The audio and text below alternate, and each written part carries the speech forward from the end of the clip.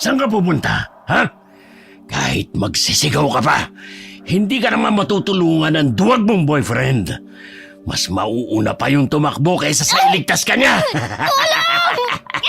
Aray! Iwan niyo ako! Ano ba? Fred! Tulong! Oh, nasaan ang pinagmamalaki mong nobyo? Mas nauna pang magtago sa'yo yun eh. Bakit kasi magno-nobyo ka lang naman, yung napakaduwag pa? Huwag ka mag-alala. Paliligayahin naman kita eh. Sayang naman ang ganda mo kung mapupunta ka lang sa walang kwentang Fred na yun. Nasasaktan ako! Ano ba? Bitiwan mo ako, Lucas! Huwag ka na kasing pumalag. Namnamin mo na lang ang sarap ng gagawin ko sa'yo. Bitiwan mo siya! Walang hiya ka, Lucas. Wala na talagang pinipili ang kamanyakan mo. Sino ka? Bakit ganyan ang itsura mo? Umalis ka rito! Alis! Aalis lang ako rito kapag patay ka na. Hoy! Ano ba hinihintay niyo dyan? Patayin niyo ang hayop na yan! Kung noon, binabatok-batukan at kinakantsawan niyo lang ako. Pwes, ngayon, kayo na mismo magmamakaawa. Dahil hindi ko hayaan na mabuhay pa ang mga hangal na katulad niyo. Ang tiyan ko! Puro lang pala alak ang laman ng tiyan mo. Kaya ang tapang mo. Anong gusto mong susunod na butasin ko?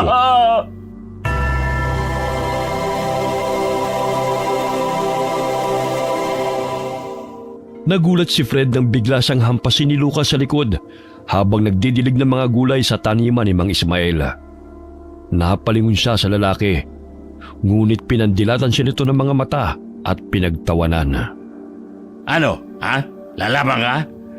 Gusto mo pang dagdagan ko pa yan? Ano bang problema mo? Palagi ka na ng ganyan ah. Wala. Nakikita mo namang nagkakasiyahan kami ng mga kaibigan ko, di ba? Malas mo lang dahil ikaw nasa harapan namin.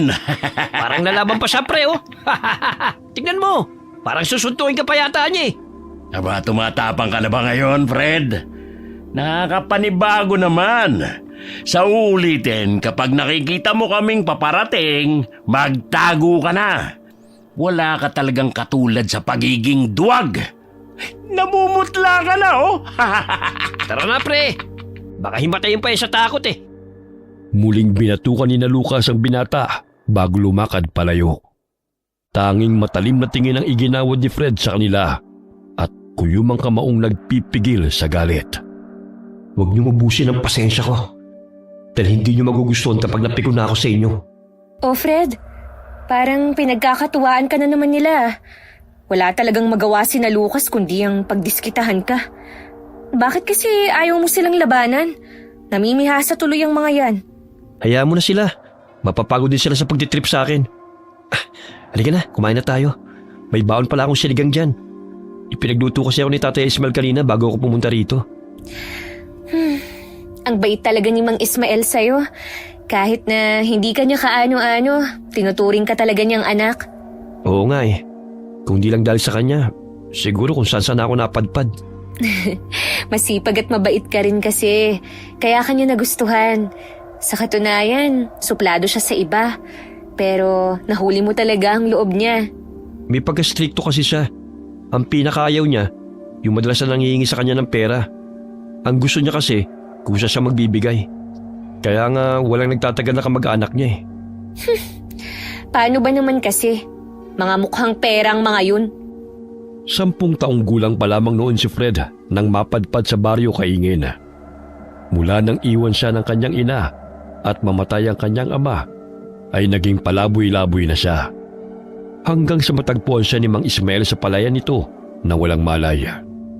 Kaya't simula ng araw na yon, ay tumutulong na siya sa matandang lalaki sa pag-aasikaso ng palayan. Pananim at mga alaga nito mga itik at manok na ibinebenta sa bayan. Dahil sa kanyang kasipagan at pagiging matulungin, ay nakuha niya ang loob ng striktong matanda. Naging malapit siya kay Grace dahil mula pa pagkabatay ito na ang kanyang kaibigan. Sapagkat naging mailap siya sa mga tao, kaya madalas siyang mapagkatuwaan lalo na ng grupo ni na Lucas. Mula pa noon ay hindi ka talaga tinatantanan ni na Lucas. madalas ka nilang sinasaktan. Hindi mo kasi nilalabanan eh. Hindi naman kaduwagan yung umiiwas sa gulo eh. Isa pa, hindi naman ako taga rito eh. Baka palayasin pa ako ni Tatay Ismael kapag nalaman niya nakikipag-away ako. Wala na ako mapupuntahan kapag nangyari yun. Sila naman tong naunang manakit sa'yo ah. Umiwas na lang tayo sa kanila. Wala tayong mapapala sa mga taong yun. Kahit anong iwas mo, sila talaga ang naghahanap ng gulo eh. Hayaan mo sa susunod. Kakausapin ko sila ng maayos. Yun ay kung makikinig sila sa'yo. Lalo na't mga loko-loko yung sina Lucas eh. Matapos nilang kumain ay nagpahinga sila sa kamalig. Natanong ni Fred ang di magkanda-ugaga na si Mang Isko sa pagbubuhat ng 2 sako ng mais. Dali-dali siyang lumabas at tinulungan ng matandang lalaki. Malapit lamang doon ang bahay nito, kaya't hinatid niya ang 1 sako ng mais sa bahay ni Mang Isko. Pagbalik niya sa kamalig, narinig niya ang pagtatalo ng kanyang kasintahang si Grace laban sa mga lalaki. Ano ba Lucas? Lumayo nga kayo sa akin. Tanghaling tapat amoy alak na kayo. Sayang naman ang ganda mo, Grace. Kung sa duwag na Fred ka lang mapupunta. Ano ba nagustuhan mo sa kanya? Ang puting itlog nun? Ang baho-baho nyo? Maligo nga kayo.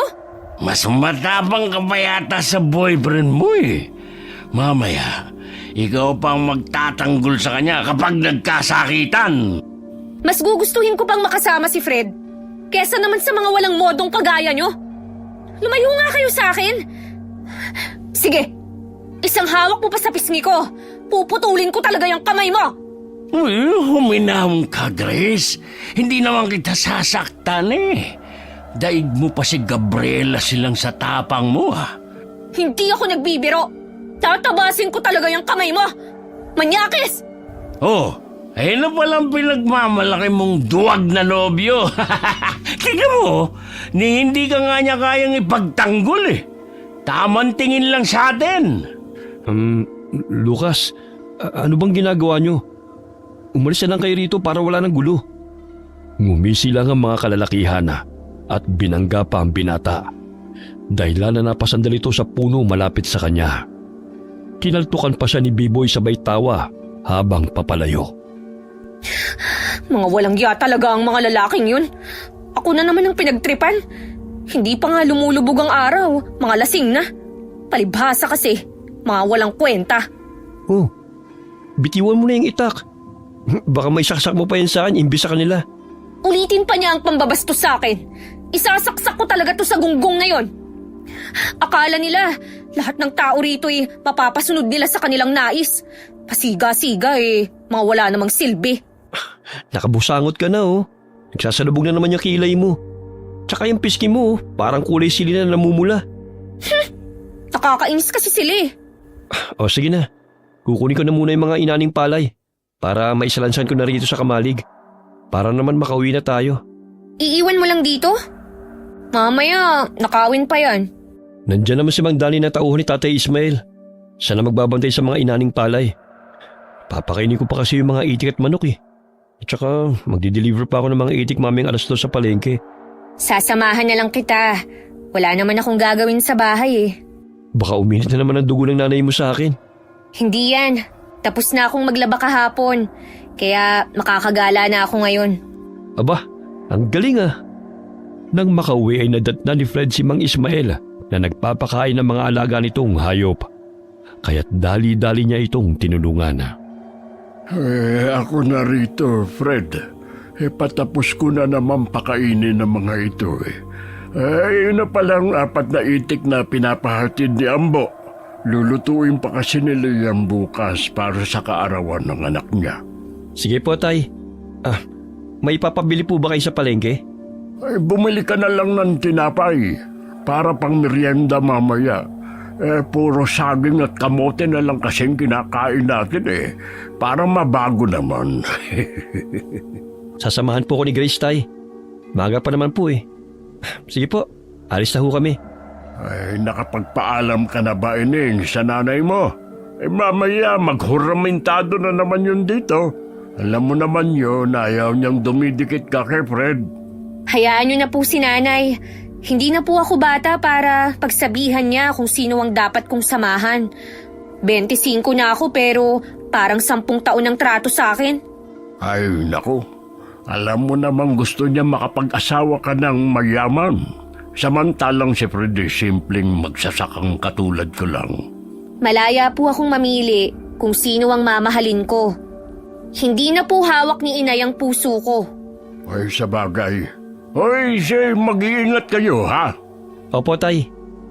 Matapos nilang maihatid ang mga itik kay Mang Ambo, gumala sila sa palengke at naghanap ng mga bestida na babagay kay Grace. Mahal, anong kulay ang gusto mo? Mamili ka na, oh. Ay naku, hindi na. Tsaka wala akong dalang pera dito eh. Meron akong pera dito. May naipon naman ako eh. Gusto mo ba ng kulay pula at rosas na yon? Parang bagay sa'yo, no? Ay hindi na. Itago mo na lang ang pera mo. Sa susunod na buwan na lang ako bibili kapag nabenta na ang palay na inani ko. Sige na, huwag ka na mahiya. Hindi naman kita bibilan kung wala akong pera eh. Sige na nga. Nahihiya pang pumili ang dalaga hanggang sa maisukat niya ang 2 bestida na kulay rosas at pula. Mas lalong lumabas ang kagandahan ni Grace. Wow! Ang ganda ng mga damit. Salamat Fred ha. Mahal na mahal mo talaga ako. Eh mas gumanda nga yan dahil ikaw ang nagsuot eh. Parang modelo ka na nga oh. Bumili ka na rin ng brief mo. Nakita ko kasi sa sampayan kahapon. Parang susuko na ang garter nun eh. Oo nga pala, munti ko na makalimutan. Tuwing anihan lang kasi tayo nakakabili. Kaya nga, bilhan mo rin ang sarili mo. Hindi yung ako na lang palagi ang iniisip mo. Ay, yung tinapay pala na pinabibili ni Mang Ismael, baka makalimutan na rin ha? Naalala ko yun. Masayang umuwi galing palengke magkasintahan, bit-bit ang kanilang pinamili. Nakakasalubong na naman nila sa daan ang grupo ni na Lucas. Kinuwelyuhan nila si Fred at pinagtatawanan. Saka na nga yung tinapay. Nagugutom ako eh. Kita Tate Ismael to eh. Aray! Bitiwan mo ko! Nasasakal ako! Ayan na! Ayan yung tinapay! Sa'yo na yan! Hoy, Grace! Tingnan mo nga ang pagmumukha ng lalaking to. Paano mo nagugustuhan ang duwag na to? Bitiwan mo nga siya! Wala kayong ginawa kundi ang pagtripan si Fred. Wala naman siyang ginagawang masama sa inyo ah. Nakakainis kasi yung pagmumukha ng lalaking to eh. Parang tutang takot na takot kapag nakakakita ng tigre. Walang iya ka talaga, Lucas! Bitiwan mo siya! Itinulak ng lalaki ang dalaga kaya't natumba ito sa kalsada. Mabuti na lamang may mga dumaang magsasaka, kaya't tumakbo sina Lucas at ang mga kasamahan nito palayo. Ilang sandali pa'y napag-uwi rin sa lugar na yon si Aling Susana na ina ni Grace. Kaya't galit na naman ito nang makita ang dalawa. Hoy, Grace! Ilang beses ko bang sasabihin sa'yo na lumayo ka sa lalaking yan? Ni hindi nga niya maipagtanggol ang sarili niya, ikaw pa kaya? At ikaw naman, Fred, tantanan mo na tong anak ko dahil hindi kayo bagay. Nay naman, wag mo namang ganyanin si Fred. Masipag, mabait, tsaka higit sa lahat, responsableng tao siya. Hindi kita pinalaki para lang mag-asawa ng dukha. Doon ka na babagay sa anak ng amiga ko na nakapag-aral sa Maynila. Ihahatid ko na po si Grace sa bahay niyo, Aling Susan. Kaya niya ang sarili niya. Ang laki ng mga binti niya para hindi siya makauwi ng bahay. Huwag mong sanayin ang anak kong makasama ka. Dahil kahit sa panaginip, hindi kita gustong maging manugang. Tama na, Nay. Huwag mo namang pahiyain si Fred sa maraming tao. E di hamak na mas matino siya kaysa sa mga lalaking nirereto mo sa akin. Matanda na po ako, Nay. Hindi na po ako bata para diktahan sa mga desisyon ko. Kahit uugod-ugod ka na, nanay mo pa rin ako. Kaya ako masusunod. Halawe, sa bunutan pa kita riyan eh. Napabuntong hininga na lamang ang binata sa pambubulyaw ni Aling Susan sa kanya. Sanay na siyang tinatrato ng ganon dahil ang baba ng tingin nito sa kanya. Tanging elementary lamang ang kanyang natapos dahil mas pinili niyang tumulong kay Mang Ismael sa sakahan at sa pag-aalaga ng mga hayop. Gayunpaman, ay marami-rami na siyang naiipon na pera na hindi alam ng karamihan. Sige na, Fred. Sasama na lang ako kay nanay.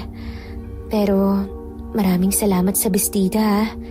Huwag mong pakinggan ang sinasabi niya. Alam mo namang senior citizen na yan.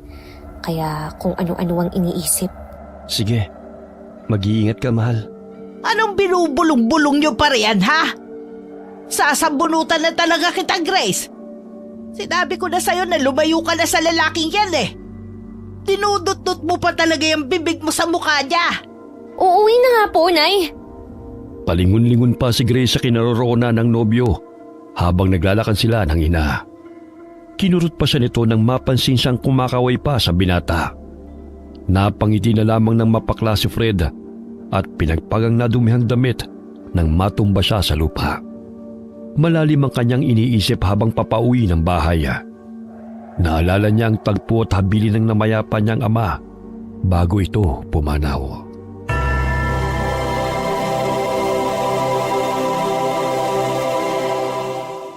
Hating gabi, napabalikwas siya ng bangon nang marinig ang biglang pagbukas ng kanilang pintuan. Nakatira sila sa gubat malayo sa mga tao. Ngunit nagkataon na napuruhan ng saksak ang kanyang ama sa dibdib sapagkat isa itong notorious na aswang at paghala-gala sa mga baryo upang mambiktima. Yun din ang dahilan kung bakit sila iniwan ng kanyang ina. Ngunit dahil bata pa hindi pa niya lubos na maintindihan ang lahat ng pangyayari. Tay, anong nangyari sa inyo?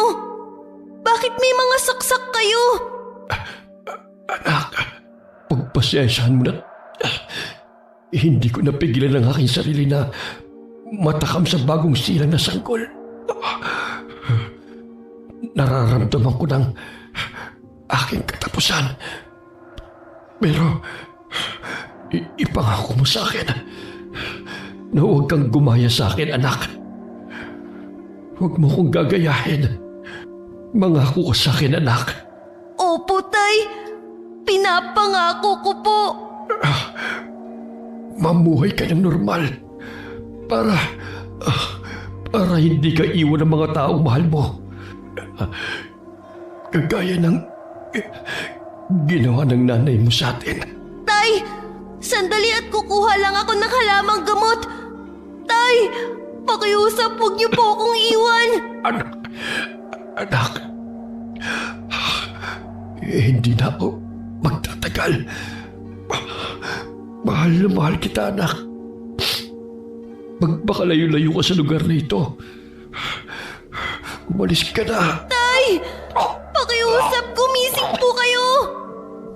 Dali-daling lumabas ng bahay ang batang si Fred nang mapansin ang mga sulo at mga taong papalapit sa kanilang bahay.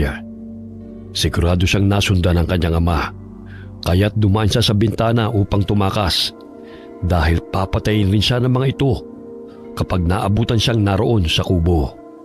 Nagtago siya sa mga talahib habang tinatanawang nasusunog nilang bahay. Matapos nasabuyan ng isang lalaki ng gas at sindihan ito, kasamang natupok ng apoy ang katawan ng kanyang ama na kilalang mabagsik na aswang. Nahinto ang malalim niyang iniisip nang marinig ang boses ni Mang Ismael. Oh, iyo. Parang ang lalim naman ang iniisip mo, ha? Ay, nakabili ka ba ng tinapay? Tay, pasensya na po. Kinuha po kasi ni Lucas. Napagtripan na naman po ko eh. Paliw talaga ang mga batang yun. Hindi na nga nakakatulong sa mga magulang nila, perwisyo pa ng baryo. Maglalaga na lang po ako ng saging, Tay. Buti na nga lang, naitabi ko yung pera eh. Kaya hindi nila nakuha. Ilang beses na silang inirereklamo sa barangay. Wala pa rin talagang pagbabago. Nanggugulo pa rin sa mga tao. Huwag na po kayong ma-high blood sa kanila. May araw din yung mga yun. Makakatagpo rin sila ng taong di sila uurungan. Kaya hindi sila nagpapakita sa akin eh. Dahil lalabanan ko sila. Maiba ako. Bakit hindi mo kasama si Grace? Nakasalubong po namin si Aling Susan. Ayun, Sinigaw na naman po kami. Pinahiya pa nga ako sa maraming tao eh. Ay naku, ang babaeng yun talaga. Kahit kailan ay walang kadala-dala. Nilayasan na nga ng panganay nilang anak dahil gustong ipakasal sa matandang mayaman. Ayaw ng bata, kaya ayun, nagtanan kasama si Willie. Gusto talagang kontrolin ng mga anak. Ayaw niya sa akin kasi magsasaka lang po kasi ako. Walang pinag-aralan at higit sa lahat, walang may pagmamalaki.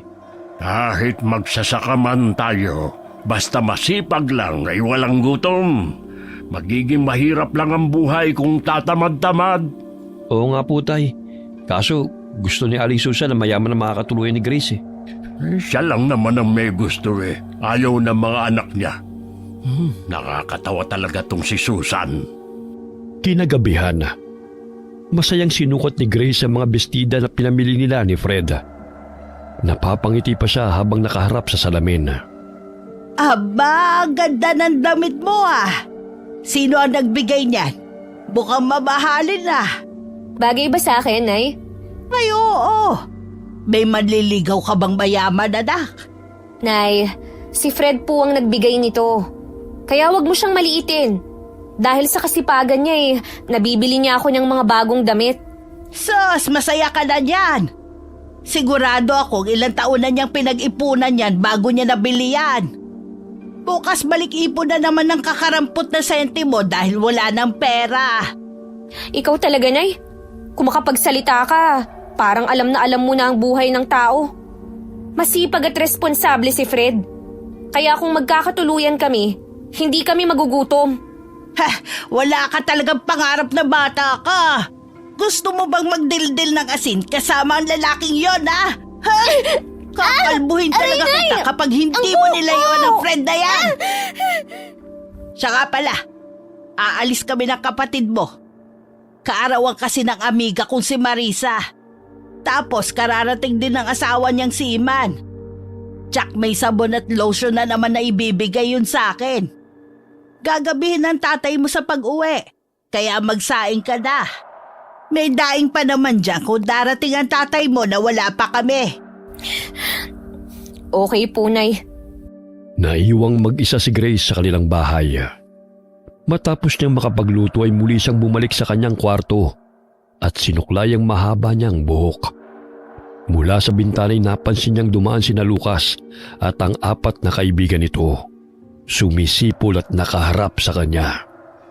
Ang ganda-ganda mo naman, Grace Parang ang bango-bango mong tignan.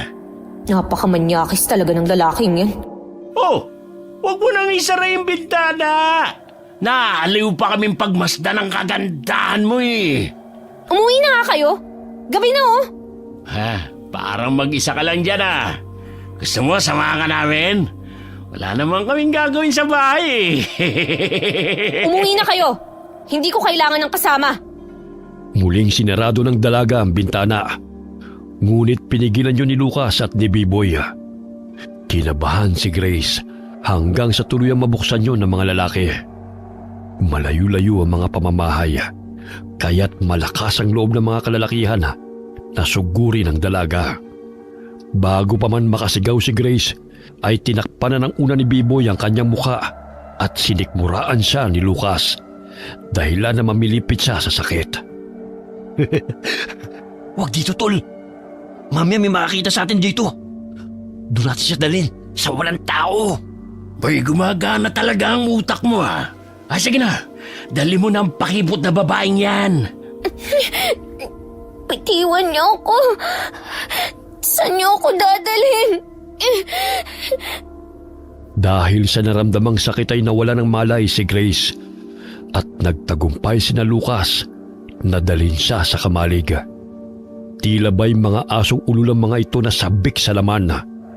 Naglalaway pa si Lucas habang nanlilisik ang mga mata na nakadagan kay Grace. Pinunit ito ang damit ng dalaga hanggang sa tumambad sa paningin nito ang hubad na katawan ni Grace. Aray, ang sakit ng katawan ko. Gising ka na pala. Mabuti naman. para maramdaman mo ang sarap. Lucas! Anong gagawin niyo sa akin? Layuan niyo ako! Huwag ka maingay. Kung ayaw mong pagpiestahan ka ng walang buhay bukas, hindi naman masakit ang gagawin ko sa iyo eh. Kikilitiin lang naman kita. Tulong! Ah! Tulungan niyo ako! Fred! Nanay! Tulong! Nakakatawa ka naman. Tinatawag mo pa talaga yung nobyo mong duwag, ha? Kahit na marinig ka pa noon, hindi ka niya ililigtas dahil matatakutin ang kupal na yon. Aray ko! Patiwan niyo ako! Ano ba? Mga hayop kayo! Pakawalan niyo ako rito! Sige, sumigaw ka para mas masarap. Dahil walang makakarinig sa'yo. Bukas! Bilisan pa naman, tol! Para naman matikman din namin siya! Maghintay ka! Atat kang masyado eh. Pigilan niyo ang kamay niya. Pumapalag pa eh. Pakiusap! Tigilan mo yan, Lucas! Demonyo ka! Pakawalan niyo ako rito! Halos mamaos ang dalaga. Ngunit binusalan ng mga lalaki ang kanyang bibig at sinuntok pa siya ng paulit-ulit. Lulong sa droga ang mga ito. Kaya't halos walang kapaguran na pinagnasaan ang katawan ng dalaga. Tumulo na lamang ang kanyang luha at tahimik na umiiyak. Dahil pagod na siya sa ginagawa ng mga kalalakihan sa kanya. Patayin na natin yan, tol. Mamaya, ikanta pa tayo niyan. Sino nagsabi na bubuhayin pa natin ang babaeng to? Tol, parang may paparating! Kumaripa sila ng takbo nang makita na may mga magsasakang nagpailaw sa kanilang kinaroroonan nang makarinig ng mga tinig. Naiwan pa ang pantalon ng isa nilang kasama at sinuot pa nito ang salawal habang tumatakbo. Lintek, akala ko ba walang dumaraan dito? Wala nga eh! Sa tinagal-tagal kong namamalagi rito. Baka nagkataon lang. Pag binamalas ka nga naman hindi pa nga ako nakaka-round 2 eh. Ulol! Yan pa talaga iniisip mo. Bilisan mo tumakbo at magtago tayo. May nakakita sa atin. Nagulat ang tatlong magsasaka nang makita ang walang saplot na babae na nakahandusay sa sirang kamalig. Duguan ang katawan nito at putok ang mukha dahil sa bugbog. Tulungan niyo ako. Umiiyak na sambit ng dalaga bago ito muling nawalan ng malay. Dali-daling kinarga ng magsasaka si Grace at isinakay sa kalesa at dinala sa kanilang bahay upang gamutin. Samantala, natabing ni Fred ang baso habang sila'y kumakain ng hapunan. Wari kinabahan siya sa hindi maipaliwanag na dahilan at biglang sumagi sa kanyang isipan ang kasintahan. Ay, dahan-dahan niyo. Mag-ingat ka, baka masugatan ka ng bubog. Lo, parang kinakabahan po ako. Ano kaya nangyari? Sandali. Naririnig mo ba yun? Parang boses yun ni Susan Gabing-gabi na nag-iiskandalo na naman. Hoy, Fred! Saan mo na naman dinala ang anak ko? Ilabas mo siya! Ay, Susan, bakit galit ka na naman? Ay, nandito si Fred. Naghahaponan kami, Bakit ba? Sabihin mo sa ampong mo na ilabas niya ang anak ko. Wala siya sa bahay at magulo ang kwarto niya. Siguro may masama siyang ginawa sa anak ko, no? Kanina ko pa kasama si Fred dito sa bahay. Hindi ba magkasama kayong umuwi ni Grace kanina? Kanina pa yon, pero wala siya sa bahay. At nadatan kong sira ang bintana namin at nagkalat ang mga gamit sa kwarto niya. Hindi ko po alam kung nasan si Grace. Ang mabuti pa, hanapin po natin siya. Hindi po siya pumunta rito ngayong gabi. Sa oras na malaman kung may kinalaman ka sa pagkawala ng anak ko, malilintikan ka talaga sa akin, Fred. Wala nga po alam sa sinasabi niyo. Ano walang alam? Ikaw lang naman ang palaging kasama ng anak ko. Natuto na siyang maglihim sa akin at naging matigas na ang ulo dahil sa impluensya mo. Hahanapin ko po si Grace. Baka pumunta sa bahay ng mga kaibigan niya. Hindi mapakali si Fred habang binabaybay ang daan upang hanapin ang nobya. Nakasalubong nila sina Lucas, kaya tinanong ito ng ginang. Iho, nakasalubong niyo ba si Grace sa daan? Hindi po, Aling Susan. Bakit ba? Wala kasi siya sa bahay eh. Baka kako napansin niyo siya sa daan o kung saan man. Ay, si Fred ang tanungin nyo. Dahil yun ang madalas namin nakikita na kinakatagpo niya. Baka nga nagtana na sila eh. Malakas na nagsitawanan ng mga lalaki habang lumalakad palayo. Nakasalubong din sila nina Fred at Lolo Ismaela. Ngunit napangisi lamang ito sa binata. Bagamat hindi nakatakas sa paningin ni Fred ang mga kalmot sa braso ni Lucas. Oh, anong tinitingin-tingin mo, ha? Tara na, pre. Hayaan mo na siya. Mamaya mahuli pa tayo sa panonood ng basketball sa telebisyon. Tinapik ni Biboy ang likod ng kaibigan kaya't sumunod dito sa iba pa nilang mga kasamahan. Ngunit mabigat ang pakiramdam ni Fred nang makasalubong niya ang mga lalaki. Hanggang sumapit ang umaga, hindi pa rin nila natatagpuan si Grace. Ngunit hindi sumuko si Fred sa paghahanap sa dalaga. Nagtanong-tanong siya sa mga bahay na kanyang nadadaanan hanggang sa mapadpad siya sa bahay ng mga magsasakang tumulong kay Grace. Wari binagsakan ng malaking bato ang binata nang makita ang puro pasang mukha ng nobya, maging sa iba't ibang parte ng katawan nito. Grace, sino gumawa sa'yo nito? Mga hayop sila. Wag! Lumayo kayo sa akin! Pakiusap! Huwag niyo akong patayin! Grace, huwag ka matakot. Ako to si Fred. Hindi kita sasaktan. Hayaan muna natin siyang makapagpahinga. Tingnan mo, takot na takot siya. Na-trauma siya dahil sa nangyari sa kanya. Ikinuwento ng mag-asawang nakakita sa dalaga na natagpuan nila itong walang saplot. Sigurado silang pinagsamantalahan ito dahil naaninag nila na hindi lang isa ang nakita nilang lalaki na tumatakbo. Malakas ang kutob ko na may kinalaman si Lucas sa nangyaring to kay Grace. Sa oras na mapatunayan ko, hindi ko sila mapapatawad. Ipagbigay alam natin kina Susan na narito si Grace. Mabuti na lamang at may tumulong sa kanya. Natatakot siya sa tuwing may nakikita siyang lalaki. Mas mainam na ang nanay niya ang mag-alaga sa kanya. Kailangan ko po siya makausap para malaman ko kung sino may kagagawa nito sa kanya. Huwag kang magpadala sa galit. Hayaan na muna nating makapagpahinga si Grace. Tignan mo, hindi siya makausap ng maayos, kundi nanginginig lang sa takot. Siguradong sa oras na ito, tumatakas na yung mga hayop na gumawa nito sa kanya. Kaya kung patatigalin pa natin para alamin kung sino ang mga salarin, mas lumalaki ang tsansa na makalayo sila sa baryo. Alam ko ang pinupunto mo, iho. Pero tignan mo, nag-iiyak lang siya at hindi makausap dahil sa takot.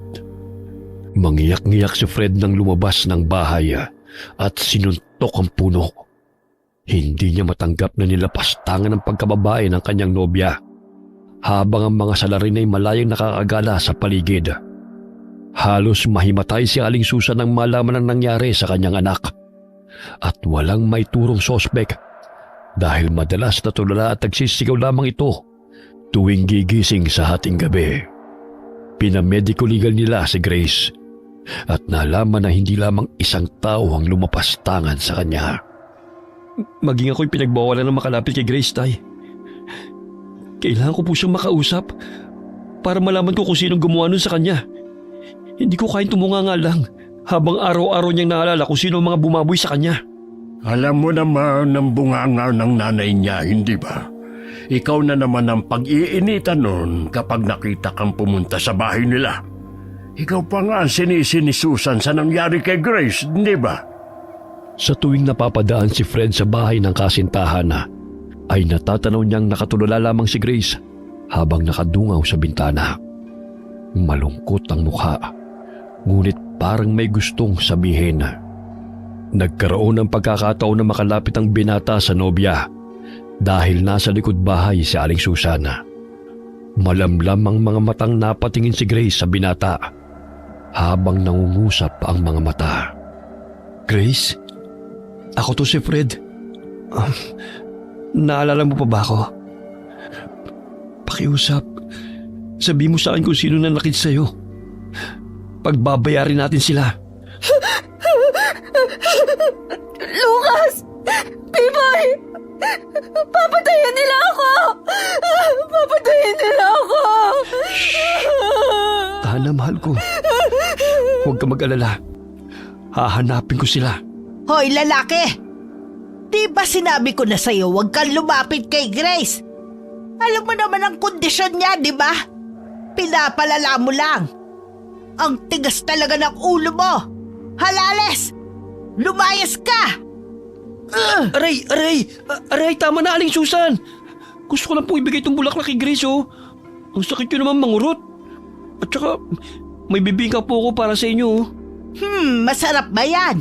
Siyempre naman po. Binilig ko po yung kay Aling Nina, eh. Kaya sigurado po kung masarap yan. Akin na nga! At saka umalis ka na! Mamaya magsisigaw na naman yan si Grace. Ang hirap pa naman patahimikin. Napalingon siyang muli sa kinaroroonan ng nobya.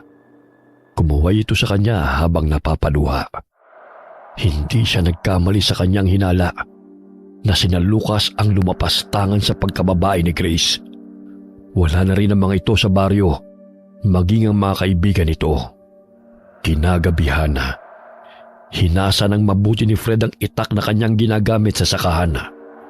Hindi siya makatulog sa labis na pag-iisip kung paano susugurin sina Lucas. Iyo, ipagpabukas mo na yan. Magpahinga ka na dahil buong araw ka na sa bukid. Hindi pa po ako inaantok, tay, eh. Nagkape po kasi ako kaninang hapon. Ay, siya nga pala. Inani ko na kanina mga pechay na tinanim mo sa bakuran natin. Ang lulusog na eh. Akalain mo yun. Pinag-aagawan ng mga kapitbahay. Yung mga papaya, tay, pwede na rin po yung ibenta. Oo nga eh.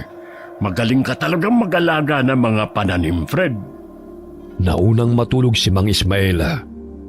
Imbis na magpahingay lumabas ng bahay ang binata, bit-bit ang matalim na itak nito. Dahil sa puot na naramdaman na, sabay pa ng kabilugan ng buwana, ay uminit ang buo niyang katawan. Tila ba'y may kuryenteng nananalitay sa kanyang mga ugat. Tumingala siya at bahagyang napapikit. Pagkadilat niya'y namula ang kanyang mga mata at tinubuan ng bukol-bukol sa mukha. Pasinghot-singhot pa siya habang tinatahak ang daan hanggang sa mapadpad siya sa kubo kung saan may 2 taong nagiinuman. Tol, parang may taong paparating dito. Baka si Lucas na yan. Malalim na ang gabi. Buti natuntun niya tayo. Baka naman may dalang alak. Sige, sasalubungin ko. Matagal-tagal din tayong hindi nagkita-kita eh. Bakit hindi siya uminto? Parang hindi naman yata si Lucas yan, eh. Titingnan ko kung sino. Baka naligaw lang. Dahan-dahan itong nilapitan ng lalaking nakasuot ng sombrero na yari sa abaka.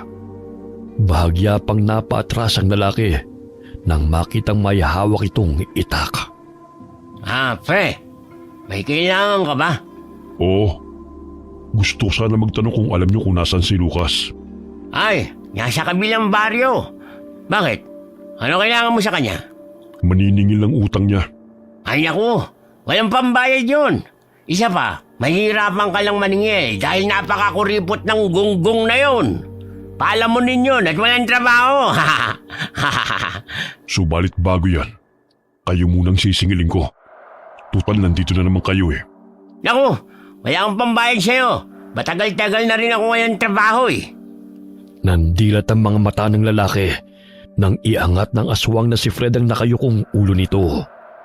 Halos madapa ito sa katatakbo, ngunit inihagis ng binata ang hawak nitong itak sa likod ng lalaki. Kaya bumaon ang patalim sa gulugod nito. Ayop ka! Aray! Biboy! Tulong! Alam kong ginawa niyo kay Grace. Kahit saan lunggaman kayo magtago, hahanapin ko kayong lahat mga animal kayo! Pakiusap! Huwag mo akong papatayin! Bakit? Nakinig ba kayo nang magmakawa at umiyak si Grace sa inyo?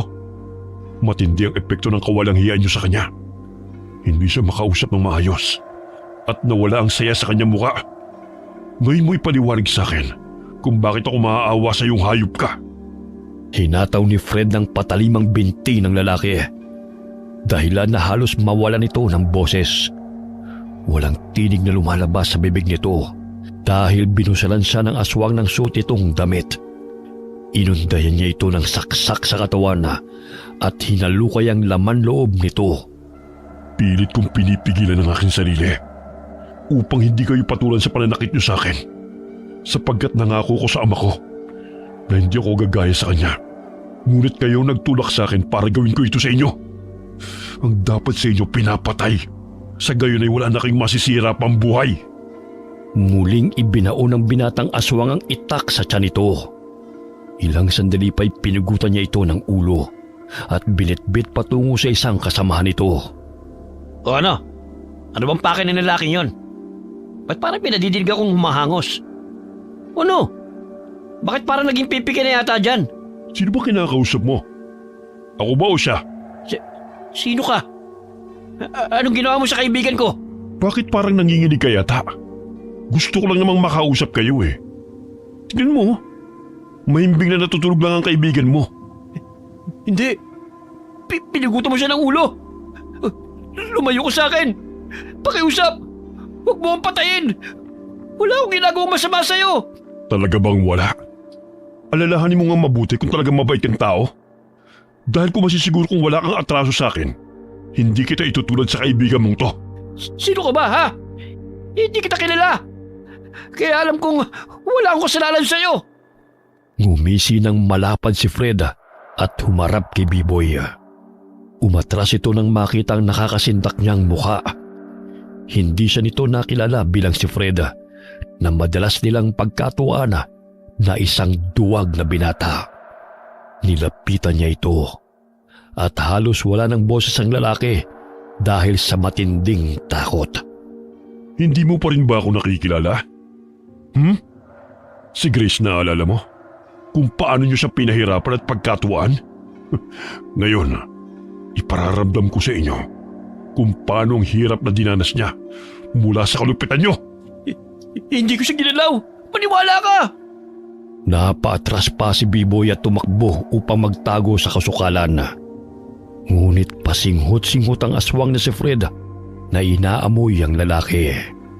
Nanginginig na ang buong katawan nito dahil sa takot.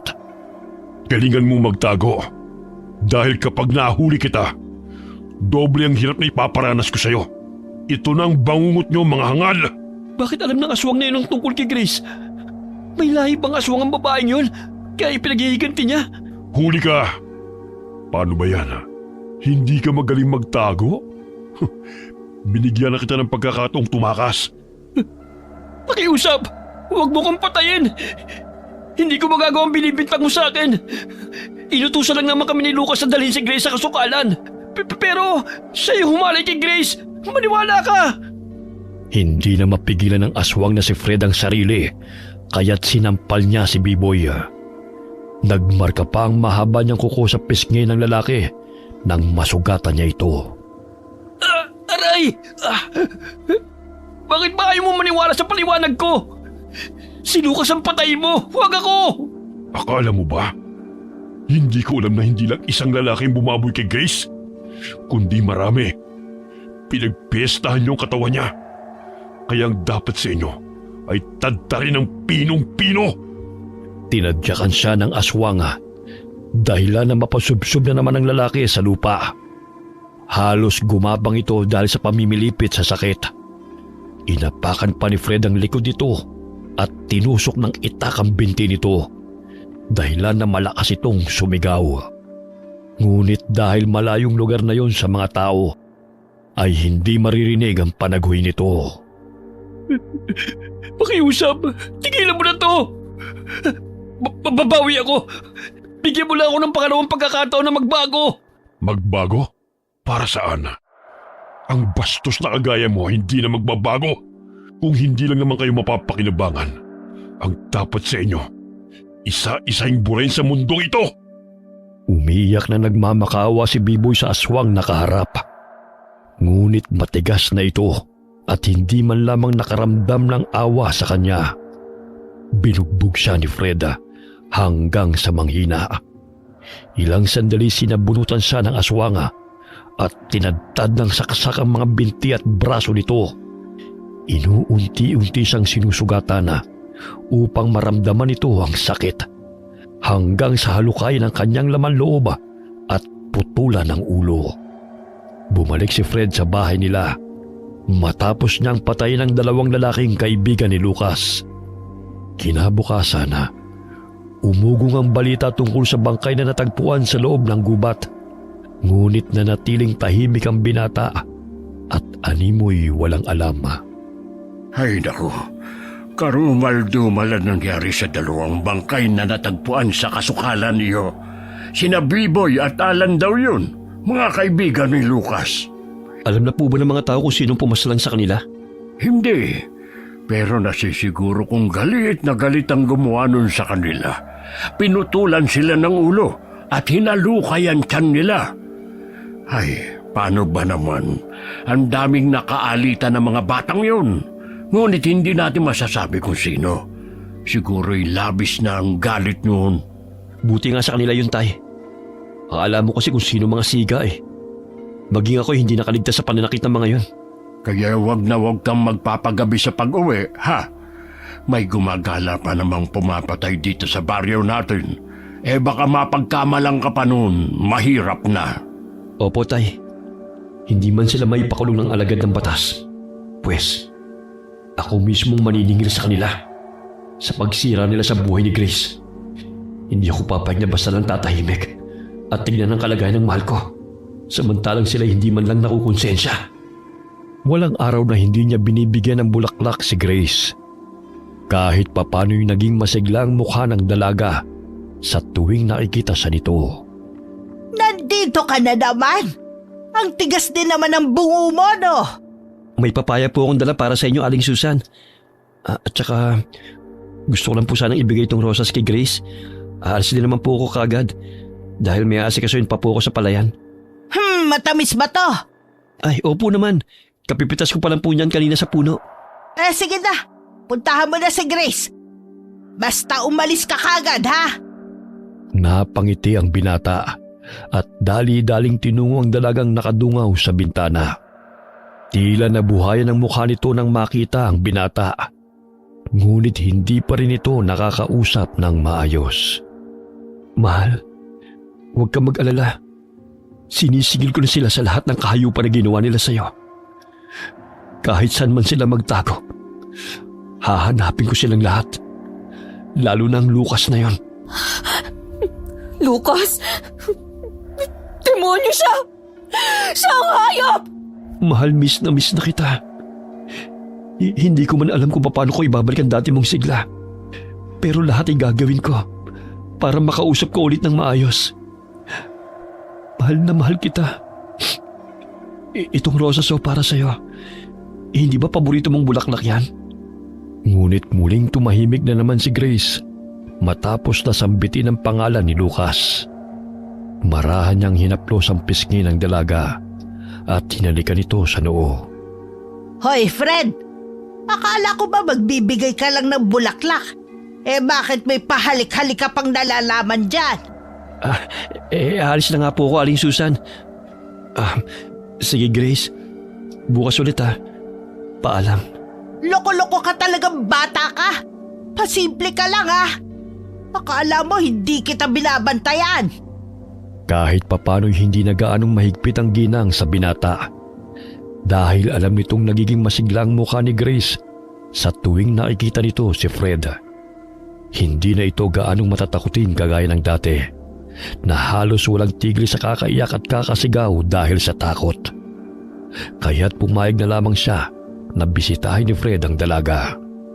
Nadaanan ni Fred ang mga taong nagkukwentuhan. Bukang bibig ng mga ito ang natagpo ang bangkay sa kasukalan. Pinaniniwalaan rin ng mga ito na hindi pangkaraniwang tao ang may kagagawa nun sa biktima, kundi isang aswang. Nang gapas ng mayayabong na damo si Fred gamit ang itak na pinangsaksak niya sa mga lalaki. Mahigpit niyang hinawakan ito habang naalala ang pagmamakaawa ng mga ito. Isusunod na kita, Lucas, at iba mo pang kasamahan.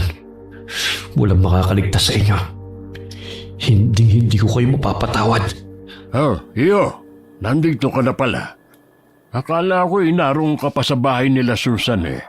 May iniwan akong pagkain sa kamalig. Ikaw na muna ang bahala dito sa palayan, ha? At ako'y pupunta pa ng bayan.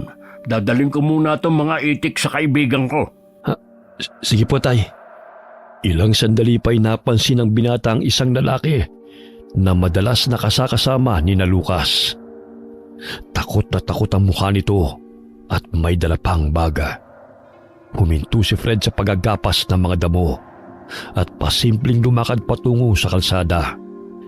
Nabangga siya ng lalaking natatarantang lakad takbo na animoy may tinatakasan. Dahan-dahan lang.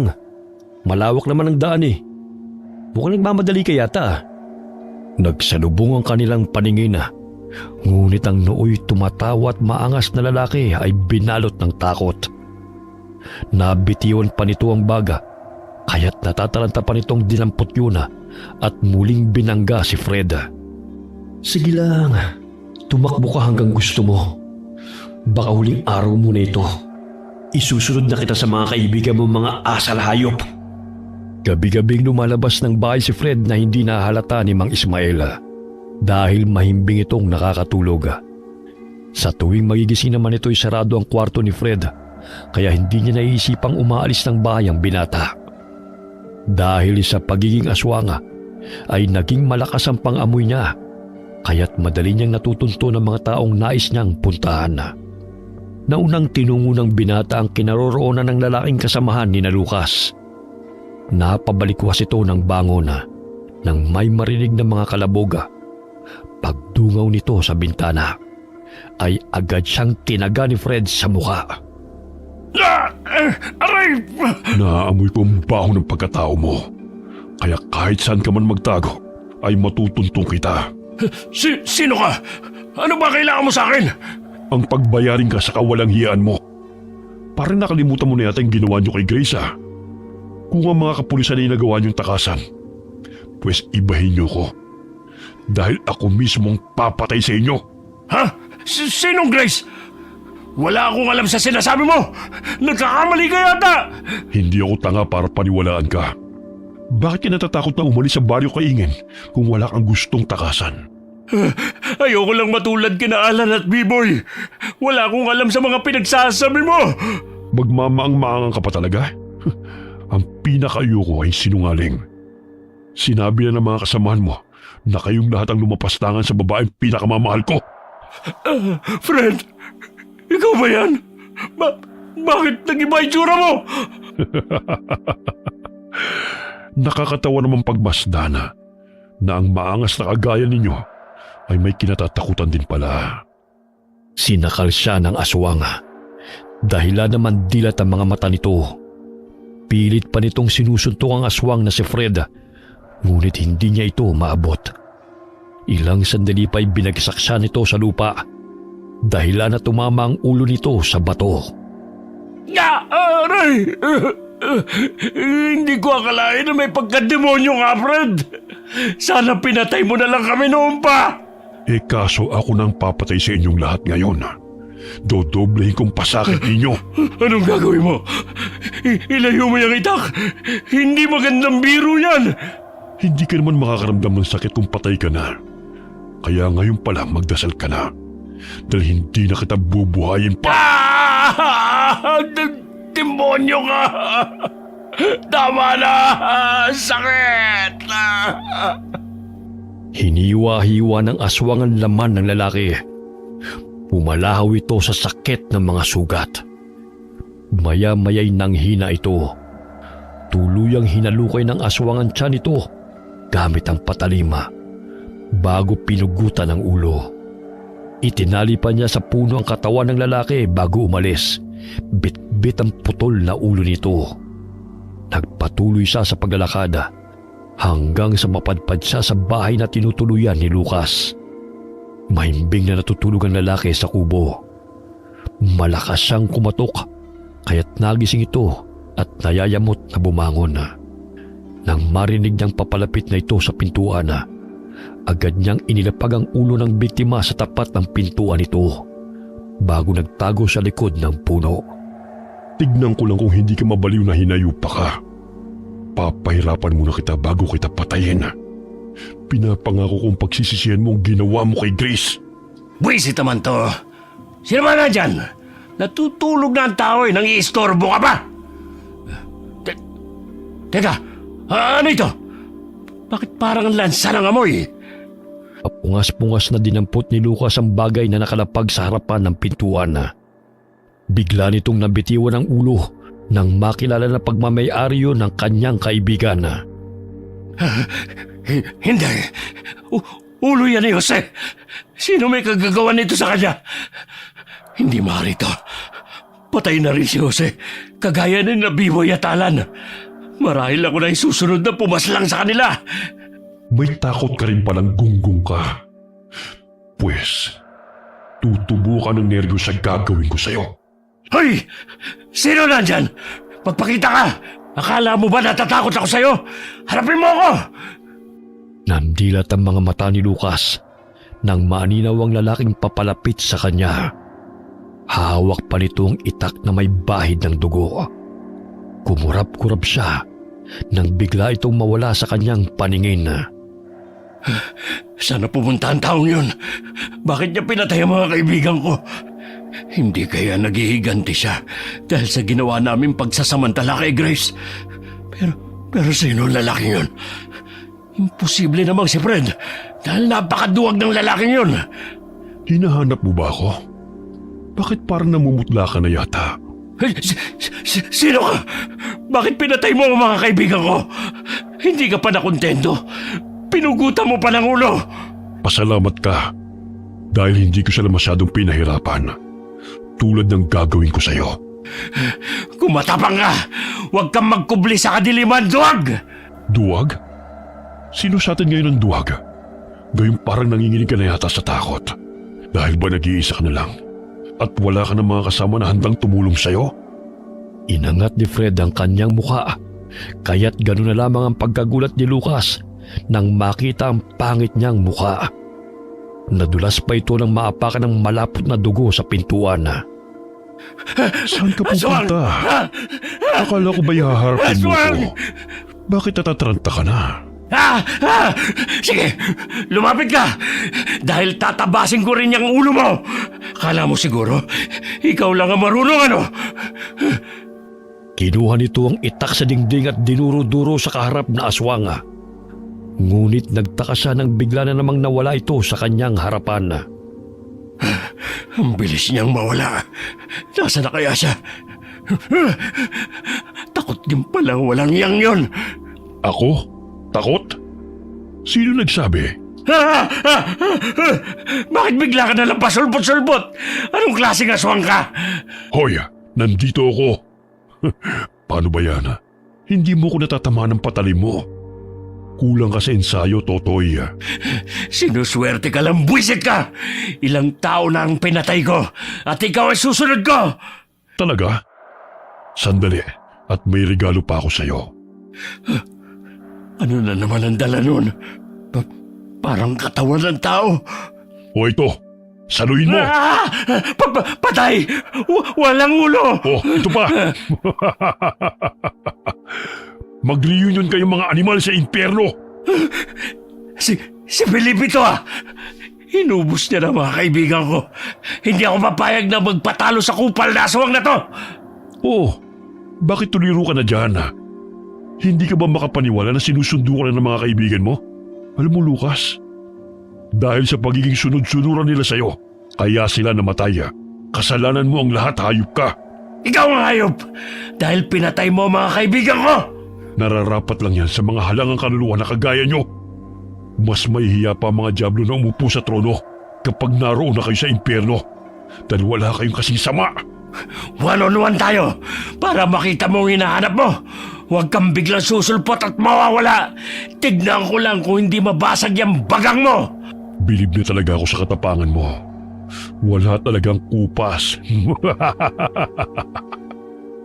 Dahil sa kanyang pagkataranta, ay natisod siya sa katawan ng bangkay at nadapa. Sumambulat sa kanyang nandidilat na mga mata ng putol na ulo. Basag ang bungo nito at tila ba'y tinanggal ang mga balintatawa. Pagmasdan mong mukha ng mga kaibigan mo, ikaw ang dahilan kung bakit sila umabot sa ganyan. Ulol! Sa akin mo pa talaga sinisisi ang ginawa mo. Pagbabayaran mo ang ginawa mo ito sa kanila. Muling sumulpot sa harapan ni Lucas ang aswang at nangisi itong humarap sa kanya. Mahigpit na hinawakan nito ang kanyang paa at matuloy na tumakbo. Dahilan nakalad ka rin siya nito.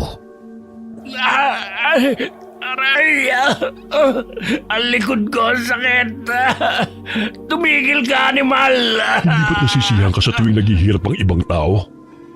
Pwes, namnamin mo. Dahil bawat iyak at pakiusap nila, ang katumbas nun ay patak ng dugo at sugat sa katawan mo.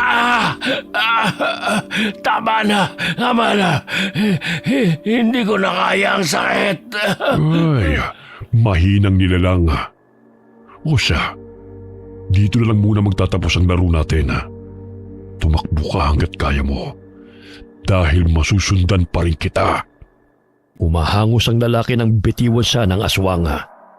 Ayaw pa siyang patayin ni Fred dahil gusto niyang pahirapan pa ito ng gusto.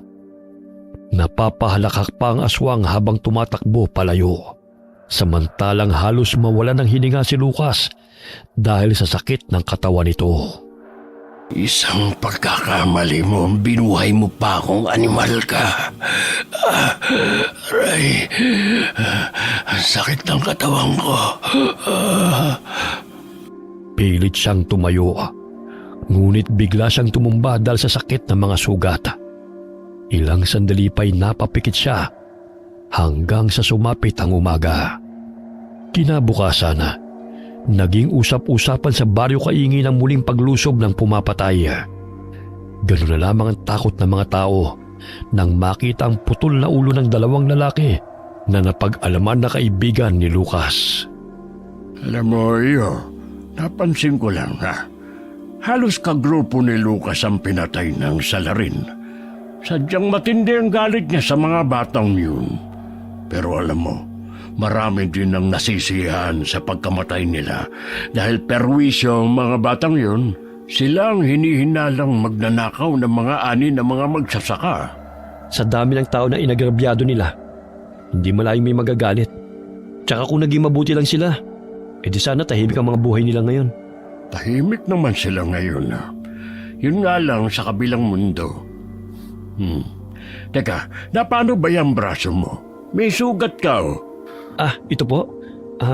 Nasagi po ng kawayan kahapon. Hindi ko po napansin na may nakaharang sa daan eh. Kaya tumingin-tingin ka rin sa dinadaanan mo. Palagi ka na lang kasing nakayuko. Ay mabuti sana kung may pera kang mapupulot sa lupa. Sa panahon ngayon, ni sentimo wala. Matumal ang pera. Tay, mag-aani po ba kayo ng mga gulay sa bakuran? Ay, hindi na muna. Wala pa namang bumibili. Dadalan ko po sana ng kamatis si Aling Susan para payagan niya ako makalapit kay Grace. Ay makakalibre na naman ang babaeng yun Hoy, siya pumitas ka na ron. Tapalan mo ng kamatis ang pagmumukha nun. Palagi na lang kasing nakabusangot. Nadali mo, Tay. Habang namimitas ng mga kamatis, ay nadidinig ni Fred ang usap-usapan ng kanyang kababaryo. Natatakot ang mga ito na lumabas ng bahay pagsapit ng dilima. Baka raw makasalubong nila ang taong namumugot ng ulo. Bagamat walang sino man ang nakakaalam kung sino ang salarin dahil matindi ang pag-iingat ng binata. May natagpuan siyang maliit na kuweba sa gubat. Sa loob nun ay may talon kaya doon mismo siya naliligo at nagpapalit ng damit bago umuwi. Nilalabhan niya ang mga dugo ang damit o di kaya'y sinusunog. Walang napapagawi roon dahil sobrang layo na sa mga kabahayan. Matapos na makapamitas ng mga kamatis, ay dumiretso siya sa bahay ni na Grace. Oh, Fred! Ano na naman ang ginagawa mo rito? Ang aga-aga ng bubuisit ka na naman. Ano na naman yung dala mo? Magandang umaga po, Aling Susan. Ito pong kamatis para po sa inyo. Bagong pitas po yan. Kasing kinis po ng piski nyo. Talaga? Hindi mo ako binobola? Opo. Dahil siguro yan sa prutas at gulay na kinakain nyo. Kahit mananamin pa po kayo. Napansin ko nga. Dagdagan pa ng imported na lotion at sabon na ibinigay ng amiga ko. Kaya siguro pumuti ako. Sige na, puntahan mo na si Grace. Kausapin mo, baka magsalita na yon. Walang nagawa kundi ang matulala Pumuti? Wala naman akong sinasabing ganun may sinasabi ka ba? Anong binubulong-bulong mo? Sabi ko po pupuntahan ko na po si Grace. Ibibigay ko lang po itong sampagita sa kanya. Napalingon ng dalaga sa binata nang kumatok ito sa pintuan ng kwarto. Awang-awa pa rin ang binata sa kalagayan ng nobya sapagkat malungkot pa rin ang aura ng mukha nito. Mahal, may dala akong sampagita para sa iyo. Hindi ba ang bango? Inalagaan ko ng maayos yung mga bulaklak dahil hindi ka na pupunta sa bahay para alagaan sila Namimiss ka na nga nila Yung rosas, yung mayabong na rin. Pati yung sunflower na tinanim mo sa maliit na hardin natin. Sana bumalik ka na sa dati para naman makapamasyal na tayo. Fred! Oo, mahal ako to. Si Fred. Pinagsamantalahan nila ako. Hindi na ako nararapat sa'yo. Dahil lang dumi-dumi ko na. Mahal, nakakapagsalita ka na. Salamat naman kung ganun. Mahal na mahal kita. Kahit ano man ang nangyari sa'yo, hindi nabawasan ang pagmamahal ko. Kaya huwag ka mag-isip ng kung ano-ano dahil hindi ko magagawang iwanan ka. Sinira nila yung damit na binili mo sa akin. Patawarin mo ako, Fred. Hindi ako nag-ingat. Shh! Huwag ka nang umiyak. Makakabili tayo ng maraming damit. Ang importante, buhay ka. Pinapangako ko na wala nang mananakit sa'yo ulit. Fred, huwag mo akong iiwan. Natatakot ako na baka balikan nila ako. Hindi na mangyayari yun dahil patay na sila. Patay? Sinong pumatay? Sa dami ng mga taong nakaalitan nila at saka nagawa ng masama. Siguro isa sa mga yun ang nagalit.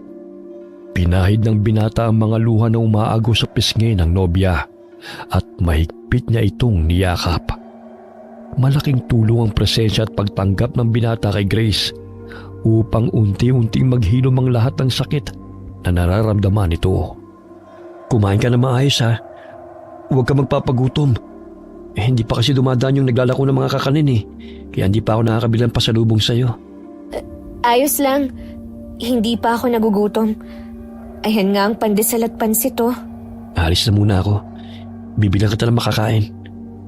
Pagkalabas ng binata sa bahay ni na Grace, ay may mga matang nakatingin sa kanya. Naririnig din niya si Aling Susan na nakikipagtalo sa dalawang babae na kinikilalang tsismosa sa baryo. Hay, maghinay-hinay kayo sa pinapakalat niyong chismis Baka basagin ko pa yung mga bibig ninyo. Hala, kung wala kayo masasabing maganda, lumayas kayo sa tapat ng bakuran ko. Gusto niyo lang dagdagan ng problema ko, no? Aling Susan, kanina lang po masaya kayo Bakit galit na naman kayo? Ayan si Fred. Sa kanya mismo niyo sabihin ang gusto niyong ipakalat. Sa itsura niyang yan, kaya ba niyang pumatay? Kahit nagatakot patayin ng bokong na yan, tao pa kaya? Hindi porke na malapit siya sa anak ko. Siya na ang pagbibintangan yung pumatay sa mga taong napapabalitang lumapastangan sa anak ko. Aling Susan, pumasok na po kayo sa bahay niyo. Hayaan niyo na po sila. Mamaya mapano pa kayo dahil sa galit niyo. Yung mga babaeng yan ang pagsabihan mo. Dahil pinagkakalat nila na ikaw daw ang salarin sa pagpatay ng mga lalaking pinugutan ng ulo. Ay, bakit naman po ako? Hindi ko magagawa yun. Hindi lingid sa kaalaman nila na mabilis na kumalat ang balitang hinalay si Grace. Kaya't gano'n na lamang ang haka-haka na isa sa kapamilya o malapit sa dalaga ang siyang may kagagawa ng patayan sa baryo. Kumalma na po kayo, Aling Susan. Hindi po nakakabuti yan sa ganda nyo. Sanay na po akong hinuhusgahan ng mga tao eh. Pero kung wala po silang sapat na pruweba, edi hindi po totoo yung mga binibintang nila sa akin. Palibhasa, matatabi lang mga dila. Sige, i-chismis niyo ang anak ko. Dahil kung sa inyo mangyari ang nangyari sa kanya, ewan ko lang kung makakayanan ninyo. Namumula sa galit ang ginang na sinugod ang dalawang babae upang hampasin ng walis. Kaya't pinigilan siya ng binata at inakay papasok sa bahay nito. Ito pong tubig, Aling Susan, no? Para naman po kumalma kayo. Sayang naman po yung makinis yung pisngi kung kumukulot yung noon nyo. Wala na kasi magawa ang mga buwisit na yun eh. Sa araw-araw na ginawa ng Diyos, pinagchichismisan nila si Grace. Hindi na nga nakakatulong eh. Dumadagdag pa sila sa problema. Ganyan talaga ang ibang tao. Gustong makita na lugmok. Imbis na palakasin ng loob, hinahamak pa. Kaya marami ang namamatay sa depresyon eh. Kaya pagpasensyahan mo na ako, Fred, sa trato ko noon sa iyo, ha? Kahit na napakasama ko sa iyo eh. Hindi mo iniwan ang anak ko. Mahal ko po si Grace at hindi magbabago yon. Kahit na hindi mataas ang pinag-aralan ko, hindi ko naman po siya pababayaan at gugutumin kapag nagkapamilya na po kami. Maluhaluhang napatitig ang ginang sa binata. Nagsisi siya sa maling pakitungo niya kay Freda, sapagkat hindi lamang salapi ang siyang nagbibigay kasiyahan sa tao, kundi ang tunay na pagmamahal. Sige po, Aling Susan. Bibilang ko po na makakain si Grace. Nakakausap na po siya. Talaga? Sige, para makakain naman yun na maayos. Pumayat na nga dahil madalas walang ganang kumain eh. Samantala, biglang napapabalikwas ng bangon si Lucas sa tuwing may nadidinig na mga kalaboga. Madalas siyang nagsisisigawa kahit na langit-ngit na mga kawayana at pagaspas ng mga dahon sa paligid ay kanyang kinatatakutan. Aswang! Nandiyan ang aswang! Papatayin niya ako! Pupugutan niya ako ng ulo, katulad sa ginawa niya sa mga kaibigan ko. Pakiusap! Huwag niyo siyang hayaan na makalapit sa akin! Napakamot na lamang ng ulo ang kanyang kapatid dahil umagang-umagay natataranta na naman si Lucas. May nakakita sa kanya sa daan, kaya't tinulungan siya ng mga magsasaka matapos na makipaglaban ito sa aswang. Isara mo ang pinto at mga bintana! Dahil bigla na lang sumusulpot ang aswang na yun. Hindi siya pwede makapasok dahil papatayin niya ako! Kinuha nito ang itak at gabi-gabing katabi ito sa pagtulog. Dahilan na matakot na ang kapatid nito sa kanya. Kailangan kong balikan ang aswang na yun. Sigurado akong kamag-anak ng Grace na yun ang pumatay sa mga kaibigan ko. Papatayin ko siya. Dahil sa nerbiyos ay kung ano-ano nang naiisip ni Lucas. Kaya't lumabas ito ng bahay bit-bit ang itak at tinungo ang bahay ni na Grace. Hapon na namadaanan niya si Fred na nooy abalang nagtatanggal ng mga kuhol sa palayan. Nag-aamok ito. Naghahamon ng away sa mga taong kanyang nakakasalubong sa pag-aakalang ito ang mga aswang na kanyang nakalaban. Nangingitim ang palibot ng mga mata nito dahil sa walang ayos na tulog. Hoy! Duwag! Halika rito! Dahil papatayin kita! Akala nyo siguro mapapatayin nyo ako, no? Pwes, unahan ko na kayong lahat! Nababaliw na yata ang lalaking yun. Huwag mo na siyang pag-aksaya ng panahon. Tignan mo, bangag na naman. Buhay pa pala siya. Akala ko patay na yan eh. Kasama ng mga kaibigan niya. Haka-haka na silang nanggahasa kay Grace. Totoo kaya yun? Hindi naman kasi nagsasalita yun eh. Maging sa kanyang ina, hindi nakikipag-usap ng maayos. Pero laking palaisipan kung bakit namatay ang mga kaibigan ng lalaking yan at kung sino ang pumapaslang. Kung totoo man silang lumapastangan kay Grace, mabuti ang pinatay sila. Ang babagal pa naman kumilos ng mga kapulisan dito, Tay. Ang dami pa nga hanapin na ebidensya bago sila makulong. Isang tanong pa nga lang kay Grace, nanginginig na sa takot yun eh. Paulit-ulit pa kaya kung nasa husgado na. Sa bagay, may punto ka dyan, anak. Ayaw talagang tumigil ng lalaking yan. Teka, at pupuntahan ko. Dumito lang po kayo, Tay. Mamaya tamaan ka pa ng itak niyan eh. Pinigilan ni Fred ang amaena at siya nang lumapit sa lalaki upang patigilin ito sa pag-aamok sa mga magsasakang naroon na. Lucas, kumari umalis ka na rito. Nakakagulo ka sa mga taong dumadaan oh. Nanggugulo? Isa sa inyo ang aswang na gusto kong patayin. Kung walang aamin sa inyo rito kung sino ang aswang na sumugod sa akin, lahat kayo makakatikim sa galit ko. Ibaba mo na yung itak. Natatakot yung mga tao sa'yo oh. Matapang ka na ngayon, bata. Kamakailan lang eh. Parang tuta kang nagmamakaawa sa akin at lalampa-lampa. Ako talagang makakalaban mong hinayupak ka kung hindi ka titigil. Ang lakas ng loob mo sumugod dito. Ano ba pinagmamalaki mo, ha? Yang katapangan mong wala sa lugar. Hindi magandang matuwa sa kamatayan ng kapwa.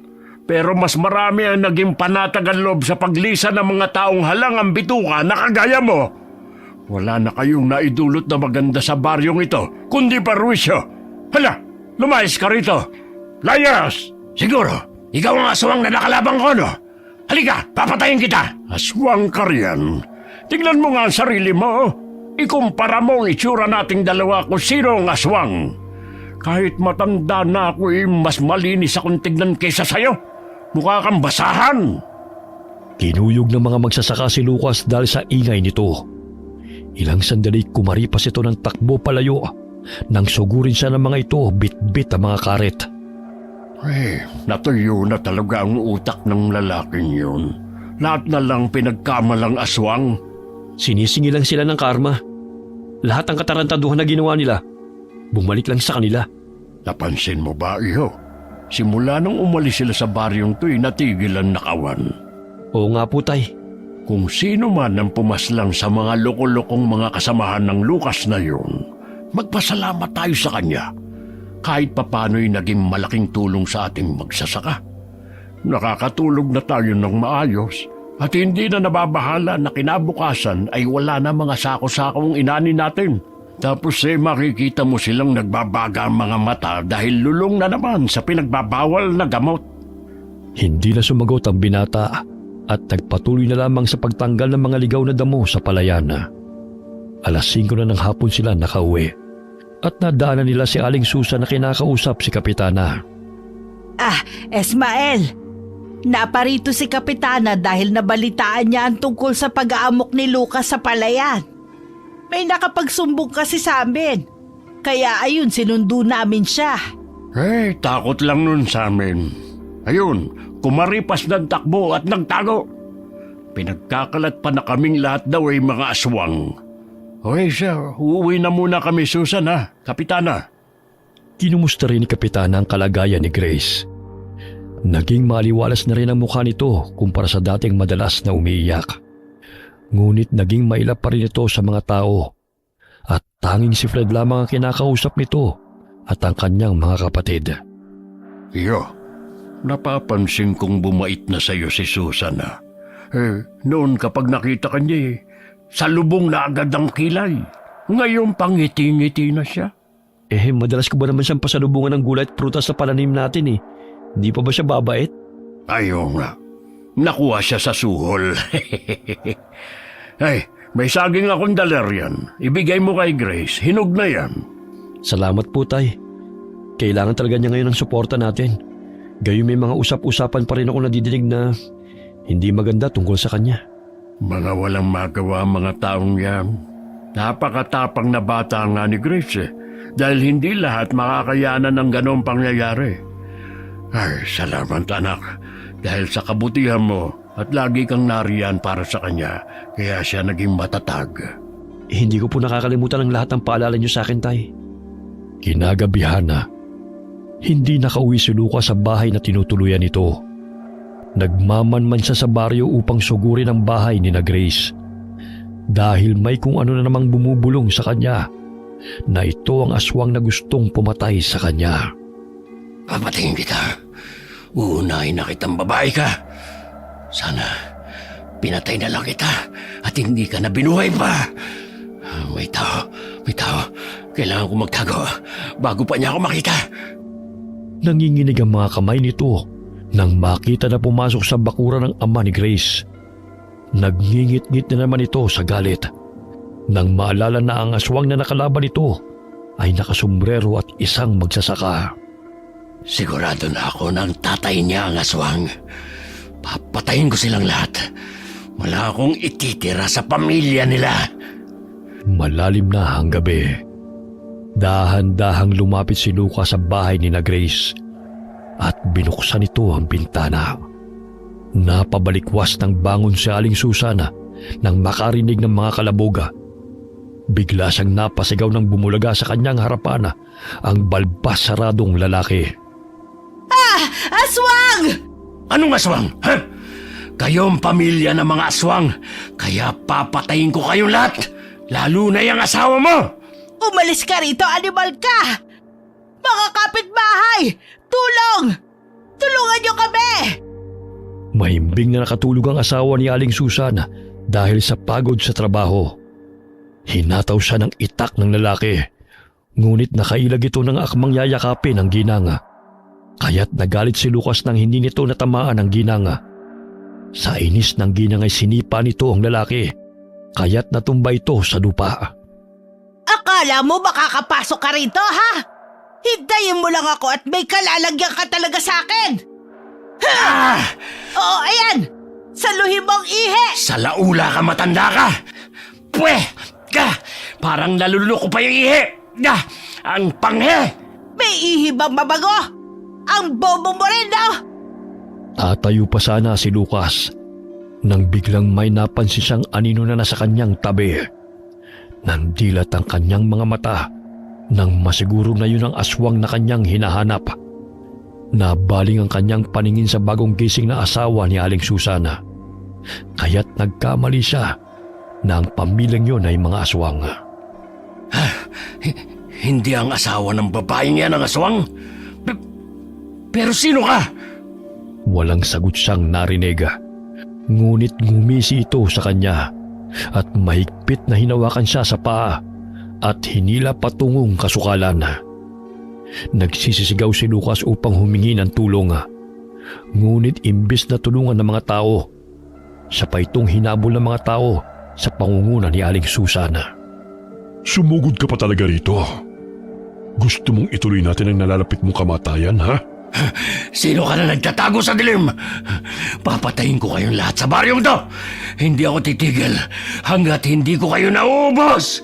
Baka nakakalimutan mong pinagbigyan lang kita. Dahil kayang-kaya kitang patayin kahit noon pa man. Pero mga tao na hahatol sa'yo. Sapagkat galit na galit sila sa'yo, Lucas. Duwag ka! Dahil ginagamit mo ang pagkaswang mo para labanan ako. Man-to-man tayo! Suntukan para malaman natin kung sino malakas! Huwag mo na akong daanin dyan, ha? Dahil alam kong traitor ka. Ayaw mo lang talaga na makipagsuntukan dahil matatalo kita! Binatukan siya ni Fred, kaya't nabunggo ito sa puno ng yoga. Kahit na nagkabukol na'y muli nitong sinugod ang aswang at hinataw ng itak. O di ba madaya ka? Gusto mo ng suntukan? Pero tatagain mo ko. Hindi ka maayos na kausap, Lucas. Ginagalit mo talaga akong demonyo ka! Mahuli lang kita! Babalatan kita ng buhay! Gusto mo bang gawin ko yan sa'yo ngayon para mabago naman? Binibigyan mo lamang ako ng ideya kung paano kita pahihirapan. Tanga! Muli nitong sinugod ang aswang na si Fred. Ngunit hindi pa rin ito matamaan. Hanggang sa mapagod siya sa kakatakbo at paghataw ng patalim sa binatang aswang. Oh, yan lang ba ang kaya mo? Pagod na pagod ka na. Paano mo ko mapapatay niyan kung lalampa-lampa ka? Humihina na ang tuhod mo. Wala ka lang ginawa kundi ang paglaruan ako. Puputulin ko yung ulo mo. Makikita mo! Muling tinadyakan ng aswang si Lucas.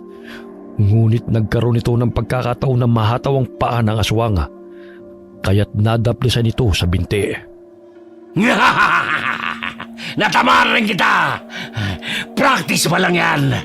Mapuputol na yung paa mo sa susunod kong pagsugod. Practice? Sa hingal mong yan? Nakakatawa ka naman, oh. Napagbigyan ka lang ng konti, akala mo nanalo ka na. Sige, ito ang totoong laban. Sinakal siya ng binatang aswang at binitin pataas. Nabitiwan nito ang itak at nagpupumiglas mula sa mahigpit na pagkakasakal nito sa kanya. Bitiwan mo ako! Hindi ako makaila! Bakit kita bibitiwan? Gusto mo ng laban, hindi ba? Pinagbibigyan lang kita ngayon. Parating na mga tao. Imbis na akong papatayin nila, ikaw ang papaslangin. Dahil makikita na nila ang aswang na pumapatay sa baryo ko to. Akala mo, mautaka mo ko? Yun ay kung mangyayari yan. Malalaman natin kung sinong papatay nila sa atin dalawa. Hinagis ng binatang aswang si Lucas patungo sa mga taong paparating. Napasubsob pa ito sa malulusog na dibdib ni Aling Susana dahil may katabaan ng ginang. Walang yaka! Pagsasamantalahan mo pa kung aswang ka! Manyakis! Hoy, babae! Hindi ako aswang! Yun ang totoong aswang! Kaya siyang patayin nyo! Nasaan? Magdadahilan ka pa, ha? Akala mo talaga makakatakas ka pa? Itong sa'yo! Aray! Ang sakit! Tama na! Baliw kang babae ka! Ako pa talaga ang baliw, ha? Papatayin kitang aswang ka! Hinampas ni Aling Susan ng kawali si Lucas na napagkamalang aswang. Dahil sa galit ay hindi nito napigilan ang sarili na saktan ng lalaki. Kinuyog siya ng mga tao hanggang sa manghina ito dahil sa sugat ito sa ulo. Tama na! Hindi ako aswang! Hindi ako aswang! Tumakas yung totoong aswang! Doon siya sa banda tumungo! Magsisinungaling ka pa talaga! Kahit huling-huli ka na! Kung ayaw mo maniwala, wag! Basta, hindi ako ang aswang! Muli siyang hinataw ni Aling Susan ng kawali. Tila nabasag ang bagang nito sa lakas ng pagkakahampas ng ginang. Natanggal pa ang ngipin ni Lucas hanggang sa manghina ito. Dahil sa galit ng asawa ni Aling Susan na muntik na siyang masaksak ng lalaki, ay sinaksak nito ang patalim sa dibdib nito. Mga walang iya kayo! Hindi nga akong aswang! Maniwala kayo sa akin! Aling Susan, sino po yung tinutugis nyo? Di ang walang yan Lucas na to. Muntik pa kaming patayin. Mabuti na lang at naunahan ko siya. Bukod sa maganda kayo, ang tapang nyo rin pala. Ay, totoo yan. Pasinok-sinok na humandusay sa lupa si Lucas habang naliligo sa sariling dugo. Hala, italin nyo na yan sa puno. Mamaya makawala pa yan eh. Daig nyo pa po si Kapitana na namumuno sa pagtugis ng salarin. Bayani talaga kayo ng baryong ito, Aling Susan. Buisit eh. Naudlot pa ang magandang panaginip ko dahil sa kanya. Kaya ayan, naghanap ng dahilan ng ikamamatay niya. Sandali, na paano yung binti mo? May sugat ka oh. Nadapa po kasi ako kanina habang tumatakbo. Narinig ko po kasi may hinahabol kayo kaya sumunod ako. Hay, lalampa-lampa ka talaga kahit kailan. Pag-ensayo ka nga na patibayin niyang stamina mo. Hindi pwedeng ganyan ka palagi. Lihim na natawa ang binata sa tugon ng ginang. Maya-maya'y dumating si Mang Ismael at nagtaka kung bakit naroon si Fred. Ay, akala ko tulog ka pa, Fred. Nauna ka na pala rito. Ay, kinatok kita sa kwarto mo kanina pero sarado. Kaya lumabas na lang ako ng bahay at sumunod dito. Sa bintana po kasi ako duman kanina, Tay. Ayoko na rin po kasi kayong gisingin Baka mapalo pa kayo Huwag na kayong mag-alala. Nahuli na ang aswang. Siguro mahihinto na ang patayan sa lugar nating to. Si Lucas ang aswang. Ibig sabihin, siya rin ang pumatay sa mga kaibigan niya at sinisipa ang mga tao sa baryong to. Pambihira naman ng tama sa utak ng taong yun Lulong sa bisyo. Kaya't ibang klase kung mag-isip at gumawa ng katarantaduhan. Siguro naman magiging tahimik na ang lugar natin dahil patay na siya. Kinabukasan, dumating ang kapatid ni Lucas nang mabalitaan ang tungkol sa nangyari sa lalaki. Maging ito'y natakot sa kapatid dahil sa kinikilos nito. Kaya't hinayaan na lamang ito na umalis sa kanilang bahay at hindi na muling pinabalik pa. Lingid sa kaalaman ng mga taga-baryo na si Fred ang tunay na aswang, na siyang pumaslang sa mga taong yumurak sa pagkatao ng pinakamamahal niyang si Grace. Ngunit nanatiling tikom ang kanyang bibig sa katotohanan na ininagay niya ang batas sa kanyang kamay upang mabigyan ng hustisya ang nangyari sa kanyang nobya. Lumipas ang ilang buwan. Nakakausap na ng maayos ang dalaga kahit na hindi pa rin ito madalas na lumalabas ng bahay. Tinanggap na rin ni Aling Susan na magiging manugang niya si Fred balang araw.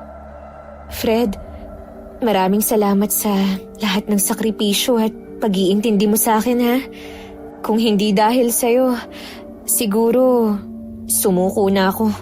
Gagawin kong lahat para sa iyo, mahal ko. Mahigpit na niyakap ni Fred ang nobya habang napapaluha. Makalipas ang 1 taon ay nagpakasal sila at nabiyayaan ang anak. Labis ang sayang naramdaman ni Grace dahil sa kabila ng dagok na nangyari sa kanyang buhay, ay may taong handang magsakripisyo at tumanggap sa kanya at mahalin siya habang buhay.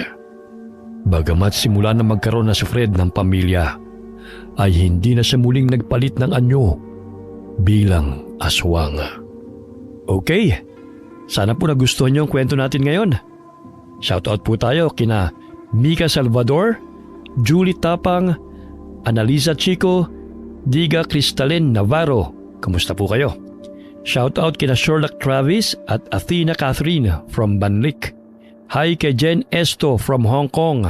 Shoutout sa Urbano Sisters, lalo na po kay Cynthia Mel Urbano from Iñingan Dupax del Norte, Nueva Vizcaya. Hi po kay Clarissa Lazaro from Jeddah, Saudi Arabia. Hi kay Linda Tolinada from Kuwait. Hi kay Nick Nieva from Amman, Jordan. Hi kay Maria Benitez. Alright, marami pong salamat sa inyo and God bless po sa inyong lahat. Saan ka pupunta, ha? Kahit magsisigaw